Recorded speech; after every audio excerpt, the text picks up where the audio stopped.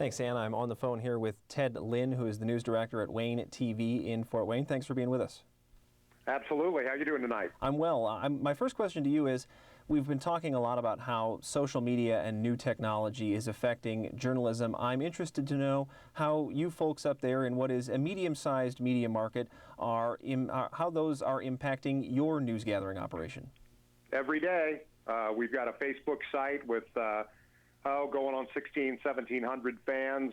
We involve our daily information in Facebook, Twitter.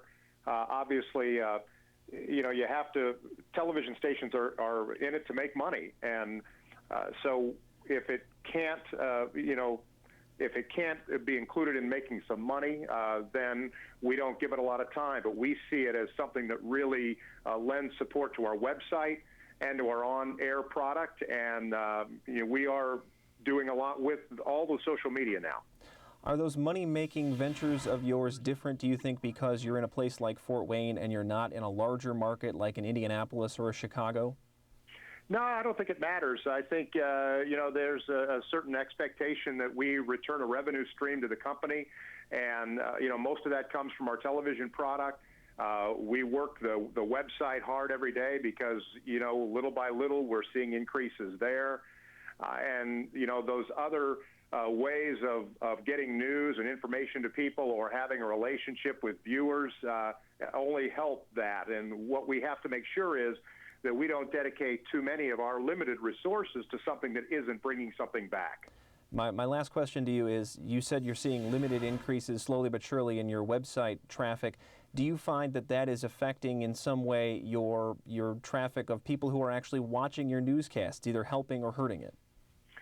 Well, I think it helps because I think it's just one more, place to get news. And, our website has so much more depth so many times than what we can do on the TV side. We're limited, by time on television, and the internet is a vacuum. It's huge, and we have so many side elements and extended interviews, video, and extra elements that you can't really get into a 30-minute newscast with 8 minutes of commercials, that it really just adds to our coverage. Ted Lin is the news director of Wayne TV in Fort Wayne. We thank you so much for your couple minutes this evening. No problem. And back to you in the studio. Thanks a lot, Stan. We've been talking about the impact of technology on media, journalism itself. But Owen Johnson, faculty at IU School of Journalism, actually sent in a question. He said, why don't you flip that question and say, what is the impact of journalism on media and technology? Somebody would like to take that. Is there any impact? Could there be an impact of journalism making changes on media and technology?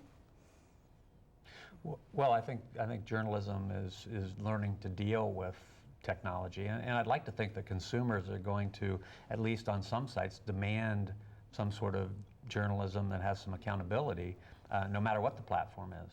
And so, I was listening to what Mr. Lin said, and we have to use all these new tools. We as journalists have to use these new tools to tell stories in different ways. So. I'm not sure if I'm answering Owen's question exactly right, but certainly journalists have to find ways to use the technology to better tell stories. Last month at the Herald Times, our little newspaper had 64 videos on our website and posted PDFs so that people could see original documents. So we have to learn to use the technology to provide better journalism. Great. Yes, would you? Actually, I would like to address that question of impact, because Norika and I were talking about this a little bit right before the show. The idea of the impact of technology always bothers me a bit, because it seems to suggest that we as consumers and users don't have any say in the matter, right. Or you journalists, that all we can do is get out of the way. And instead, I think we all, whether we are users or producers of information and news, need to say, hey, no, it doesn't have an impact on me. I shape what I want to shape as well, and I use what I want to use. We have a say in that. And I think, and that is one way that I think we shape the media that we use, and in turn it shapes the way we interact with each other. And I think that's what Owen was looking for, was looking for that answer. Norika, why don't we go to you and just talk about how communication itself kind of nicely follows through here. has changed at large. We talked about the Iranian incident last year and how it was just broadcast on Twitter. Right. Everywhere. Are you seeing that more and more? And this is really where your research is, correct? Yes, that's correct.